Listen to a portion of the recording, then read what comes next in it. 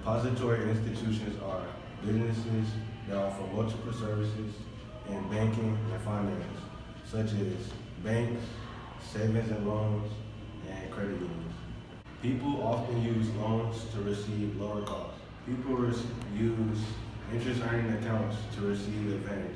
Also, people use money safes to keep their money safe. A type of bank is a credit union.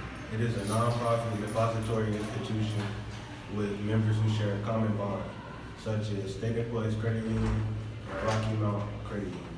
So another type of depository institution is a commercial bank. It is available to a variety of people. Also, it is usually the largest depository institution, such as Wells Fargo, U.S. Bank, and Chase. The next type of depository institution is a savings and loans. They focus on loans and mortgages, and you must have a savings account with them. So with depository institutions, you have three different types of accounts. You have your checking account, you have your savings account, and then you have a money market account. First account you have is a checking account. With your checking account, it's also known as a share draft account at a credit union. You're typically going to use paper checks or debit cards to withdraw money from it, and they're typically interest earning accounts. Next up, you have your savings account. Savings account is typically, or also referred to as a share account at a credit union, and it is typically interest earning, meaning people will typically deposit money into their savings account so that they can earn interest on it, which pretty much accrues over time. Alright, so the third and final account that you have is a money market account. Basically with a money market account, they typically offer higher interest rates than a basic savings account would. The only downside of that would be that with the money market account, there are limited check writing privileges. Alright, so there's two different types of agencies that protect the depositor's money. These are your FDIC and your NCUA. Alright, so the first thing you have is the FDIC, the Federal Deposit Insurance Corporation. This is a federal government agency that pretty much insures depository institution accounts. And they typically insure commercial banks and savings and loans associations. Alright, so the second agency that you have is the National Credit Union Administration. And this provides insurance for credit unions. That's pretty much it. Alright, so some additional terms you should know about a depository institution is a stock, which is a share in the corporation.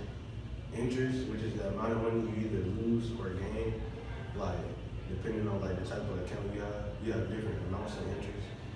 Which leads me to the next one, the interest rate, which is the percentage used to calculate the total interest either gain or risk of loss, used to determine the party that should be responsible for the damage or loss of product after service.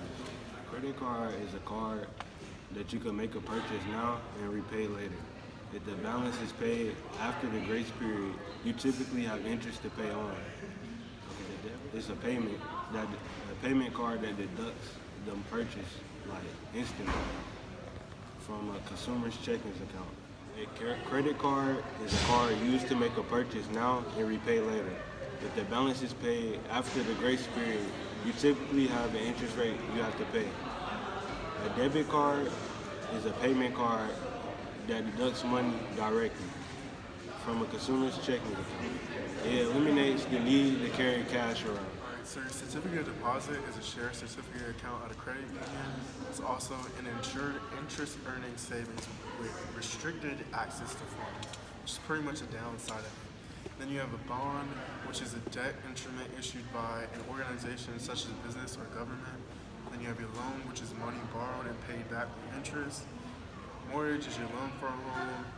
Personal loans, interest rates vary depending on the type of loan. And then you have your extra loan types, which can include vehicle loans, school loans, etc. Then you have your safe deposit box, which is pretty much a secured box in the bank to be used for valuable and important personal items. And you also have financial counseling, in which information and advice is given to an individual to help them better manage their money.